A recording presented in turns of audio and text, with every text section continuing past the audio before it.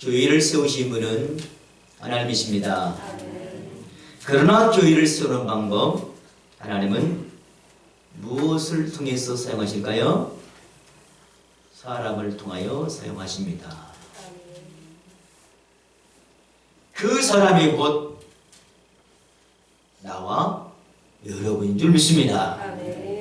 하나님은 성도를 불러서 세움으로 교회를 든든하게 세워 가십니다. 성도들이 하나님의 기뻐하신 일에 온 힘을 다하여 마음을 다하여 순종하고 실천할 때에 이 땅에 하나님의 더 큰 은혜가 임할 줄 믿습니다. 특별히 생명을 구하는 일에 하나님은 여러분의 순종과 실천을 기대하고 계십니다.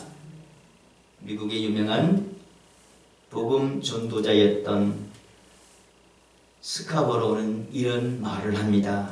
만일 그리스도인들이 세상을 구하려 한다면 그 일은 반드시 교회가 수행해야 하고 또 그것은 쉼없이 사시사철 수행되어야 한다고 말합니다. 다시 말씀드려 성도들의 지칠 줄 모르는 순종과 실천을 통해서 교회는 전도되어지고 주의 영광이 나타날 수 있음을 말씀하고 있는 것입니다. 사랑하는 여러분, 우리 교회를 향하신 하나님의 뜻이 분명히 있습니다. 우리는 어떻게 그것을 통해서 하나님을 기쁘시게 할 수 있을까요? 모든 성도가 힘을 합치고 주의 뜻을 받들어서 분명히 하나님의 영광을 돌리는 삶이 되기를 원합니다. 무엇보다도 하나님 앞에 잘 나와야 될 영혼, 구원받아야 할 영혼, 그 하나님이 찾은 영혼이 주님 앞에 나오게 하는 이 전도의 열매가 하나님이 가장 기뻐한 일이 될 수 있습니다. 오늘 말씀에 초대교회는 심각한 위기 상황에 처해 있습니다. 교회 지도자들이 고난을 겪고 사도 요한, 즉 야고보는 헤롯에게 정치적인 의도에서 죽임을 당했다고 오늘 1절 말씀은 얘기하고 있습니다. 그때 헤롯 왕이 손을 들어 교회 중에 몇 사람을 해하려 이전에 요한 형제 야고보를 칼로 죽였다. 범죄했기 때문에 혐의가 있어서 사형당할 만한 이유가 아니었고 단지 뭐 때문에요? 헤롯의 자기 정치적인 야망으로 헤롯이 야고보를 그를 죽인 거예요. 여러분 이를 보니까 우리 한번 3절 한번 볼까요? 3절 한번 다 같이 읽어봅시다. 시작. 유대인들이 이 일을 기뻐하는 것을 보고 헤롯을 잡으려 할세 때는 무교절 기간이라. 한 사람을 잡으니까 모든 유대인들이 그렇게 기뻐할 수가 없어요. 헤롯 당신이 정말 잘했다. 진작 해야 될 것을 우리가 대신할 것을 당신이 해주시니까 얼마나 행복합니까. 만만한 웃음을 띠고 있어요. 그러자 헤롯은 더 사기에 춤추면서 또 한 사람을 잡아야 누구를요? 베드로를 잡았어. 죽이려는 말쯤 그때가 무교절이에요. 사람을 죽일 수가 없어요. 무교절 지났는데 바로 6월절 끝난 다음에 이제 사형을 집행할 수가 있어요. 그래서 6월절 지난 다음에 베드로를 죽이려고 지금 감옥에 가둬놓고 있어요. 이 핍박을 당하는 교회가 더 이상 교회에서 삶을 행할 수가 없어서 문을 닫고 나가야 되라고 했어. 그들이 모여서 기도해요. 뭐 하고 계세요? 우리 5절 함께 읽어봅니다. 제대로 가 초록되게 됐어. 감옥을 썩 나오게 했어. 교회 성도들이 간절히 기도하고 있어요. 사랑하는 여러분, 위기를 맞은 교회입니다. 그 위기를 어떻게 극복할 수 있을까? 그러나 이 위기 가운데서 성도들은 굳건해서 오늘 말씀 5절처럼 듣게요. 그래요. 그를 위하여 베드로를 위해서 간절히 뭐했더라? 기도했더라. 오늘 저와 여러분, 하나님께서 이러한 상황을 어떻게 처리하시는가 우리는 잘 좀 살펴봅시다. 이를 통해서 우리가 어떠한 일을 해야 하는가, 어떻게 거룩한 일을 우리도 행할 수 있는가 다짐하고 헌신의 시간이 되어지곤 합니다.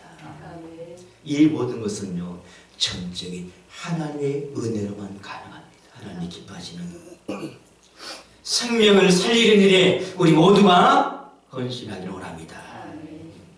그래서 우리 모두 3년 동안 한 사람이 1명 이상 매년 전도한 일에 온 마음과 힘을 쏟기를 원합니다. 잊지 맙시다. 그 첫 해가 10월 29일입니다. 성도 여러분, 하나님께서 언제 은혜를 베푸실까요? 첫 번째입니다. 하나님은 전도할 때 은혜를 베풀어 주십니다. 다 같이 봅시다. 하나님은 전도할 때 은혜를 베푸십니다. 앞서 이야기했듯 베드로의 투업은 전적으로 정치적인 야망에서 한마디로 정격적으로 이루어진 거예요. 갑자기 이루어진 거예요. 그는 로마인이 아니기 때문에 재판의 과정 없이 사형도 처할 수가 있습니다. 베드로의 투업은 상업적인 측면이 아니라 어떤 측면이 있다고요? 정치적인 측면이 있어요. 유대인들이 통해서 지지를 받지 못했던 헤롯이 그 불안한 요소가 기독교적인 측면이 있을 게 달고 유대인 지도자들의 이제 지지를 받기 위해서 또 유도 지도자들의 모든 불안의 요소를 잠재우기 위해서 누구를요? 2절에 가보니까 야고보를 죽이고 이어서 3절에 누구를요? 그래, 베드로를 감옥에 가둔 건가. 그런데 체포한 그 당시에는 이제 6월절이 가까워요. 그래서 살해한 것을 잠시 머무르고 6월절이 끝난 다음에 베드로를 사형을 집행하려고 지키고 있었던 것입니다. 그러나 이것을 바라봤던 특별히 성도들은 다시 한번 5절에 가보면 이렇게 말씀하고 있어요. 아멘. 교회는 그를 위하여 어떻게요? 간절히 누구에게요? 하나님 앞에 못했죠? 기도해라. 아멘. 사랑하는 여러분, 우리 이런 말이 있죠. 기도는 공짜가 없다. 기도한 만큼 하나님은 이루어주십니다. 아멘. 그때 하나님이 천사를 통해서 베드로를 옥에서 풀어주십니다. 이건 초자연적 현상이 일어나는 겁니다. 두 손에 쇠사슬이 묶여있고 발에도 쇠사슬이 묶여있어요. 이 쇠사슬이 싹 풀려요.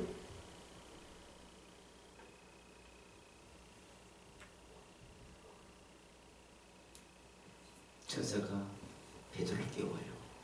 빨리 일어나라. 길거리에서 그가 감옥문 둘을 거쳐서 나와요. 그리고 성으로 들어가는 철문까지 자연대로 싹 열려요. 여러분, 그때 당시에 성문이 자동문으로 되어 있을까요?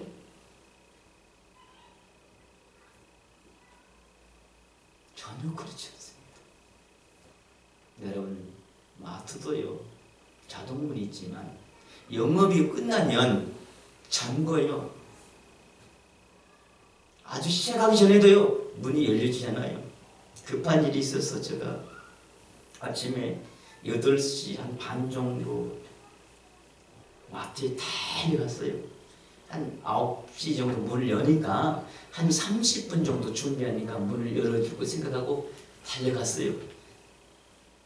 옆에 있는 경비원에게 급하니까 빨리 들어서 물건 좀 사야 된다고 문 좀 열어주세요. 문을 안 열어줘요. 그 자동문 앞에서 아무리 눌려도 문이 안 열려요. 사랑하는 여러분, 이럴 때 여러분이 교회에서 기도하면 어떻게 될까요? 문이 열릴까요? 안 열릴까요? 믿음대로 될지어다. 사랑하는 여러분, 하나님은 하나님의 거룩한 일을 위해서는 문이 열리게 하십니다. 여러분, 마태간 저는 욕심이잖아요. 내 바쁘단 이유 때문에 저 욕심 때문에 갔잖아요. 여러분, 그를 위해서 저 욕심 때문에 여러분 기도하면 하나님은 들어주지 않습니다. 하나님은 거룩한 일을 해서 베드로가 투옥에서 나오기 위해서 간절히 기도하니까 하나님이 그 성도들을 들으시고 천사를 통해서 문이 열려지는 역사를 경험하게 합니다. 아멘. 사랑하는 여러분, 이 은혜가 우리 안에 있기를 원합니다. 아멘. 특별히 12월 29일 도무지 나올 수 없는 사람, 가망이 없는 사람, 아무리 생각해도 그는 안 된다고 하는 사람, 우리가 먼저 뭐 해야 돼요? 기도하면서 합시다. 마음이 열릴 겁니다. 주님 앞에 나오지 않고는 견딜 수 없는 마음이요. 그를 또 나처럼 만난 그 하나님 앞에서 큰 기쁨의 인생이 뒤어줄 줄 믿습니다. 여러분이처럼 하나님 앞에 전도할 때 뭐가 임하는 거예요? 하나님의 은혜가 임하는 겁니다. 두 번째는 하나님은 전도를 기도할 때 은혜를 베풀어 주십니다. 참 그래요. 우리가 은혜를 받고 이제 또 전도하기로 작정하고 이제 전도하기 시작하면 문제는요, 핑계거리가 많이 있고 이웃거리가 많이 있을 수 있어요. 이 아니면 그 당했음에도 불구하고 할 수 없는 상황이 너무 많아요. 그 사람 아직도 조금 더 기다려야 됩니다. 내가 너무 바쁘다. 여러 가지 이유가 있을 수 있어요. 여러분, 그러나 우리는 그럼에도 불구하고 우리는 하나님 앞에 충성함으로 이 특별한 경험, 은혜를 누리기를 원합니다. 그래서 필요한 것이 바로 오늘의 말씀처럼 다시 한번 간절히 하나님 앞에 기도했던 것처럼 우리도 그 영혼을 향하여 간절히 기도하기를 합니다. 뿐만 아니고 우리의 모든 일도 마찬가지예요. 아직도 해결되지 않은 우리의 삶의 문제, 하나님 앞에 영광 돌릴 일이라면 우리가 주님 앞에 간절히 하나님 앞에 기도하기를 원합니다. 그때 문제가 해결될 수 있는 실마리를 반드시 하나님이 역사할 줄 믿습니다. 사랑하는 여러분, 하나님이 우리 모두를 사정하실 때에 억지로 하지 않습니다. 하나님은 아무에게나 이 일을 맡기지 않습니다. 또한 지저분하고 수하고 가치 없는 일을 하나님 우리에게 맡기지 않습니다. 모든 성도는 기도를 통해 하나님을 경험할 수가 있습니다. 영적인 풍성함을 누릴 수 있습니다. 하나님의 도우심을 경험할 수 있습니다. 그 풍성함에 들어갈 수가 있습니다. 바로 성도의 기도를 통하여 역사합니다. 사랑하는 여러분, 오늘 우리의 그 기도가 하나님의 그 기쁨을 누리는 우리 모두가 되기를 원합니다. 그래서 우리 모두가 성숙한 그리스도인이고 성숙한 삶이 되어지길 원합니다. 우리 교회 새생명 축제는 앞으로 28일 4주 남았습니다. 여기에 모든 승부가 결정됩니다. 몇 주 안에요? 며칠 안에요? 그렇습니다. 전도를 열심히 하는 성도에게는 반드시 하나님의 은혜가 임할 것입니다.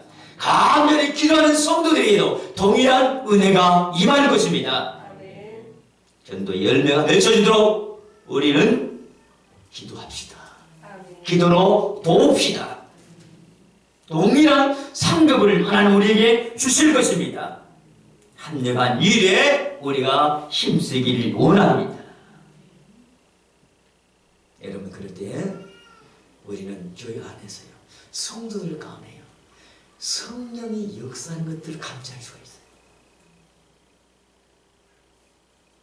기도하지 않고 가만히 있으면 성령이 우리 안에 그 역사하신 것들을 감지할 수가 없어요. 성령은 어떤 분이시죠?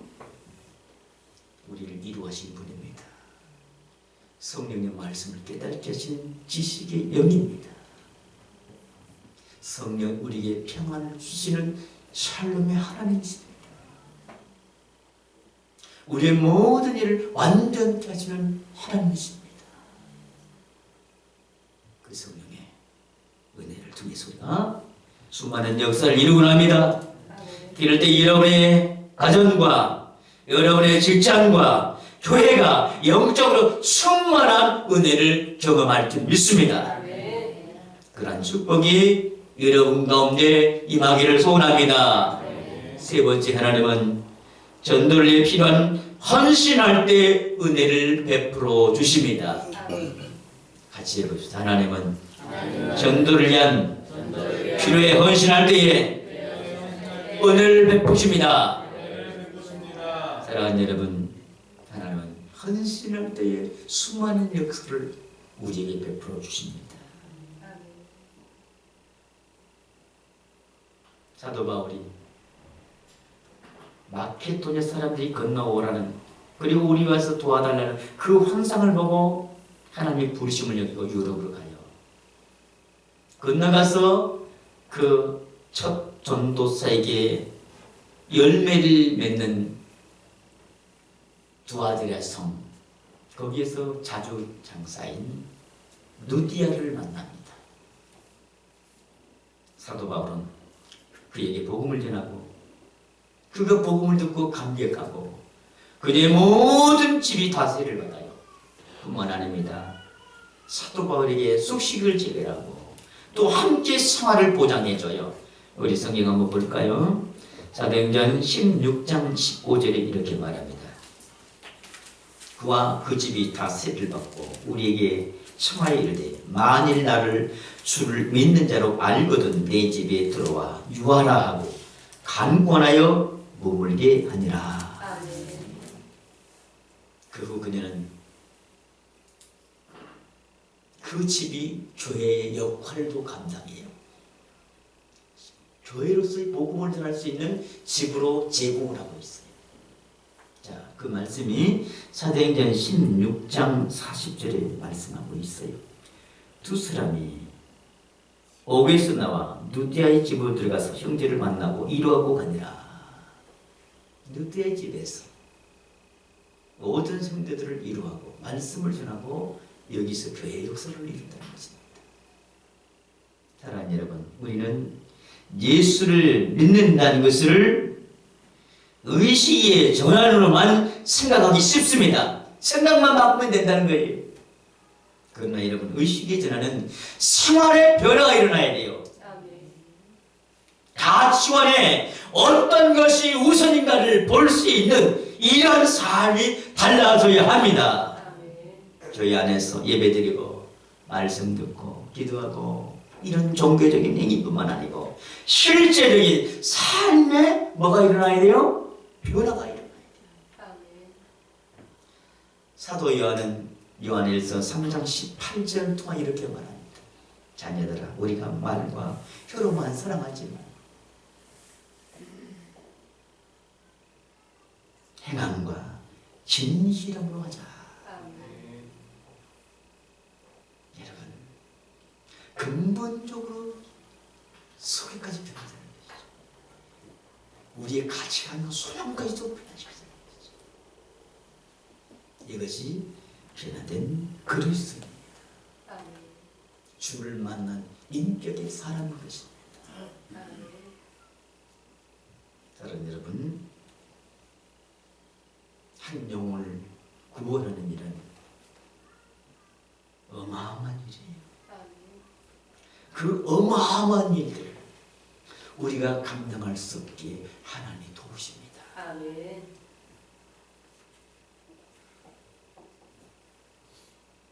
여러분, 특별히 하나님은 바울에게 두아디라 성에서 복음을 전하기 위해서 누구를 만나게 해요? 누디아를 만나게 해요. 누디아의 그의 헌신을 통해서 그 성에 큰 복음의 역사가 일어납니다. 사랑하는 여러분, 우리의 행동이 하나님 나라를 어떤 가치의 평가를 하는 척도의 모습인 것입니다. 내 행동 하나가 하나님 나라를 보여주는 모든 삶의 척도가 되는 것입니다. 아멘. 여러분, 하나님 나라를 어떻게 보십니까? 우리 마태복음 13장 44절을 함께 봅니다. 천국은 마치 밭에 감친 보화와 같으니 사람이 이를 발견한 후 숨겨두고 기뻐하며 돌아가서 자기의 소유를 다 팔아 그 밭을 샀느니라. 아멘. 여러분, 하나님 나라는 이만큼 가치가 있는 겁니다. 밭속에 감춰진 보물을 보고 그 밭을 사면 뭐가 이 같이 살 수 있어요? 여러분, 보물의 가치가 얼마나 됐죠? 그 밭의 가치보다 더 많은 가치 있어요. 수십 배의 가치가 있어요. 사랑하는 여러분, 천국은 이만한 가치가 있는 거예요. 아멘.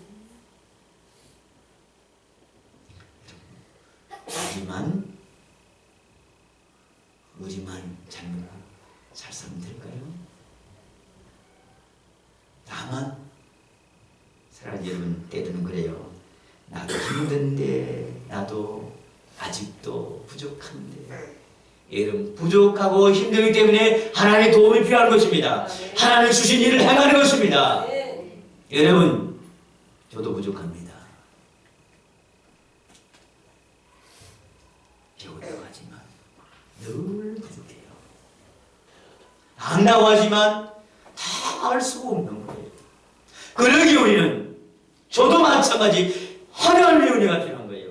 하나님의 지혜가 필요한 거예요. 하나님의 능력이 필요한 것입니다. 사랑하는 여러분, 그럴 때 날 우리를 세워가십니다. 우리를 만들어 가십니다. 가장 좋은 것들로 우리를 이루어 주십니다. 사랑하는 여러분, 그래서 하나님 나라는 예수님께서 목숨과 바꾸는 그 가치에 기중한 것이 있어요. 목숨과 바꿀 만한 보다 더 가치가 있는 것입니다. 사랑하는 여러분, 그래요. 우리의 목숨과 바꿀 수 있는 가치 있는 것이 무엇일까요? 세상에 무엇과 바꿔도 아깝지 않은 것이 있을까요? 그래요, 우리는 내 자식을 위한 거라며 내 목숨을 줘도 아깝지 않다고 얘기해요. 그렇다면 여러분, 나나 내 자식이 이 땅에서 끝난다면 아무리 목숨을 줘도 그 이상 부유한 인생이 될 수가 없어요. 하나님이 좋은 만남의 모습을 주셨어요. 부모와 자식 간, 부부와 부부 간, 형제에 관한 관계를 주셨어요. 사랑하는 여러분, 근데 하나님 나를 소유할 수 없다면 이 땅에 그 어느 것보다 가치 있는 그것을 그들의 가슴속에 놓치고 산다는 것입니다. 사랑하는 여러분, 그 가치를 나눠주기 바랍니다. 그러기에 하나님의 은혜가 필요합니다. 여러분, 10개를 물쓰고 나라도 한 개를 사람은 알 수가 없어요.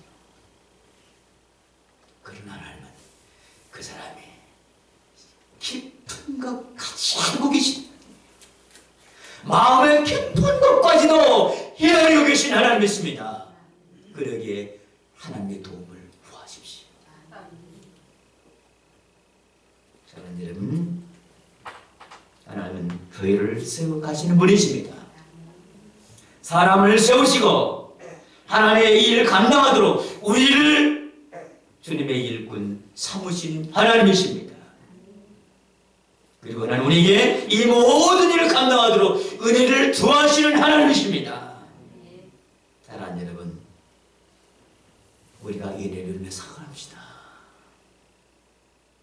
이제 우리 교회는 곧 있을 스승님 축제를 통해서 개인과 교회가 크게 은혜받는, 그리고 교회가 부흥하는 그런 역사를 경험하게 될 것입니다. 여러분, 축복받고 교회가 부흥하는 1등 주역들이 되시기 바랍니다. 여러분, 그래요. 그날 축제 날인데 그 축제 기분을 낼 수 있는 것은 뭐예요? 하나님이 원하는 것을 함께해야지. 여러분, 추석 명절이 가까웠습니다. 그전에는요, 추석 날 때 명절 되면요, 작은지 큰지 다요, 쌀 한 대박씩 가져왔어요. 여러 가지도 한지 갖고 와서 명절을 지냈어요. 그래서 그 추석날 좀 풍성했어요. 여러분, 10월 29일은 선생님 주지는 바로 그런 날이에요. 내게 있던 거 한 생명을 주 앞에 드리는 가장 큰 기쁜 날이에요. 여러분, 그날 정도 안 했다고 에이, 가지 말자. 나만 혼자 와서 뭐해? 그런 마음 먹지 않기로 합니다. 그러기 위해서 우리가 28일 동안 4주 동안 한번 해봅시다. 안 될 때마다 어떻게 하자고요? 기도하면서 하나님 은혜를 구하십시오. 하나님 못할 일이 없습니다. 하나님 모든 것을 행하시는 분이십니다. 바울은 우리에게 이렇게 말씀하시죠. 빌립보서 4장 13절에 내게 능력 주시는 자 안에서 내가 모든 것을 할 수 있느니라. 모든 것을 할 수 있느니라. 우리 한번 다 같이 봅시다. 모든 것을 할 수 있느니라. 그렇습니다. 주는 마음에서 우리는 모든 것을 할 수 있는 능력자입니다. 이렇게 주님 앞에 귀하게 쓰임 받는 여러분이 되길 주는 축원합니다. 교회는 하나님이 세워가시고 그 세우는 일을 누구를 통해서요? 저와 여러분을 통해서 부흥케 하십니다. 세워가십니다. 여러분, 이 세워갈 때 여러분이 주역이 되셔야 합니다. 여러분, 저 밖에 있는 사람, 주변의 사람 되지 않고 여러분은 항상 그 일에 주도적인 일을 감당하는 그 주인공이 되기를 주님을 축원합니다. 이렇게 살아가고 난다면 우리 두 손 가슴 얹고